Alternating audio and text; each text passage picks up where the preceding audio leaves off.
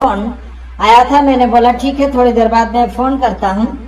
तो आपको गवाही सुनने के लिए मिलेगी इस समय। खासियत पास्टर बजेंद्र सिंह के यहाँ जाने से क्या फायदा हुआ, एक बहन मेरे पास कॉल किया है, अभी हम आपको सुनाएंगे बात करते हुए। और आपको पूरा ध्यान देना होगा क्योंकि जिस व्यक्ति को फंसाया जा रहा है उसके कामों को तो सामने लाना ही पड़ेगा। उनके द्वारा फायदा हुआ पब्लिक का, तो मैंने पब्लिक को बोला है कि आपका फायदा हुआ है तो सामने बताने की कोशिश करें। वो भी मेरे चैनल के द्वारा पब्लिक को हम सुना रहे हैं। साथ ही साथ एक अंकल जी ने भी मेरे पास फोन किया नासिक से। उन्होंने भी कहा कि ये जे साइट में जो लोग होते हैं वही पैसे का लेन देन करते हैं, मतलब लूटपाट करते हैं, पास्टर बजेंद्र सिंह तक बात पहुंचने नहीं देते हैं। इसकी वजह से बहुत तगड़ी रीति से फंसाया गया है। तो आइए हम फोन करते हैं।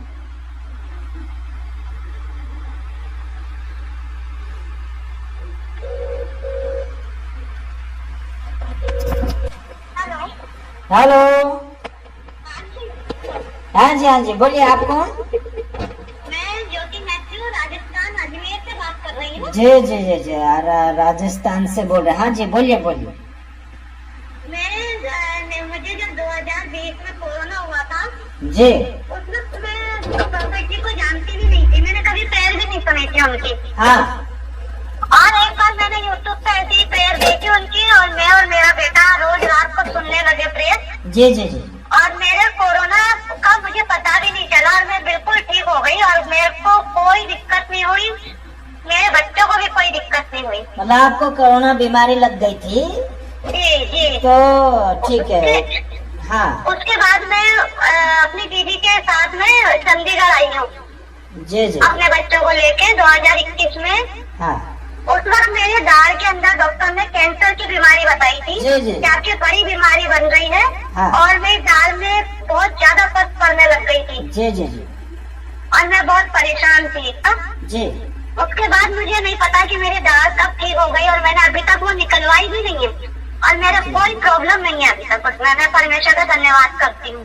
जी। और ये झूठे आरोप लगा रहे लोग, बोलते हैं कि चमत्कार कुछ नहीं होता, वहाँ तो बस दिखावा है। ब्रदर ठीक है, वो झूठे आरोप लगा रहे, ठीक है, वहाँ जो भी हो रहा है गलत कर रहे हो, कुछ भी कर रहे हो, लेकिन वो जो वहाँ से भविष्यवाणियाँ कर रहे हैं वो सारी पूरी हो रही है, वो कैसे हो रही है? जी, वो तो मैं देख रहा हूँ, भविष्यवाणी पूरी हो रही है, लेकिन जो पास्टर बजेंद्र सिंह को और बदनाम करने के लिए कोशिश कर रहे हैं, तो उनके लिए क्या कहना चाहेंगे आप?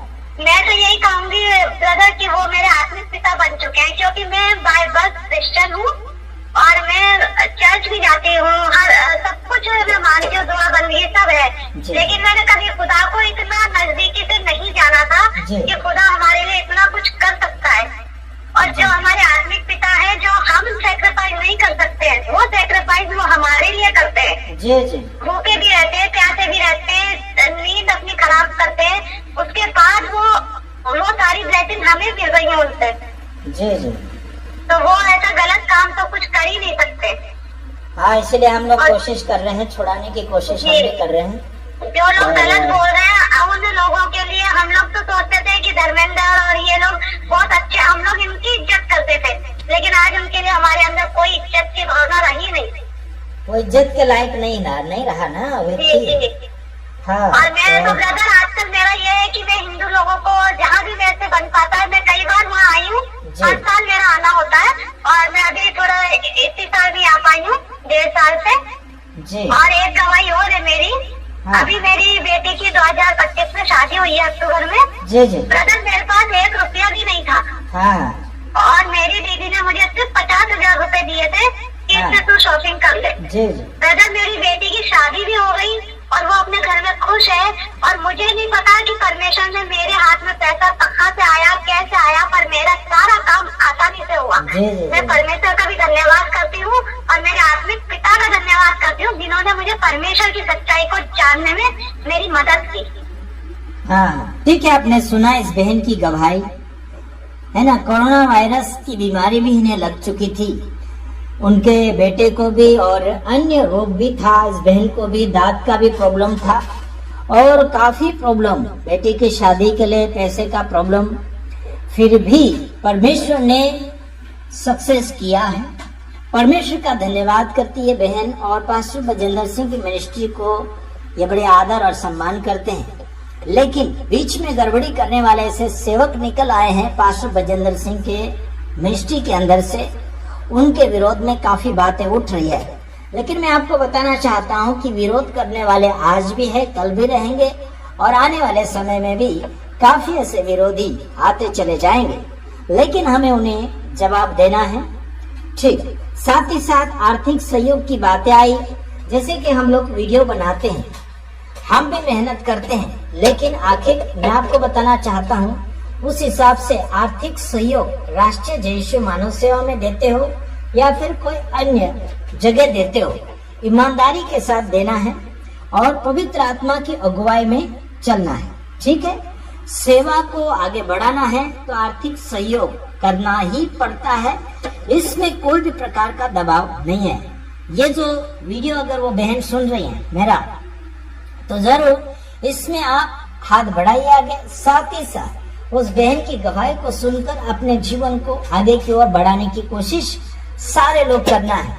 आखिर आत्मिक जीवन में और सांसारिक जीवन में लोग एकदम स्वस्थ होना चाहिए, स्वस्थ रहना चाहिए, बिना रोगी रहना चाहिए। Praise Lord, hallelujah. राजस्थान से एक बहन ने फोन किया था, उन्होंने मुझे बताया कि परमेश्वर ने उनके जीवन में क्या किया है और क्या फायदा हुआ है और होगा भी, और वो वहाँ पर उनका जो भी है आर्थिक सहयोग वहाँ पर देते हैं। बहुत अच्छी बात है, आप देते हैं, लेकिन पास्टर बजेंद्र सिंह को छुड़ाने के लिए हमें मेहनत करना है, सब हिलमिल कर आगे की ओर आर्थिक सहयोग भी करना है। Okay, God bless you. प्रभु आप सबको आशीष करें और वचनों के साथ जिए और प्रभु के नाम की महिमा आप सबके साथ बनी रहे। God bless you.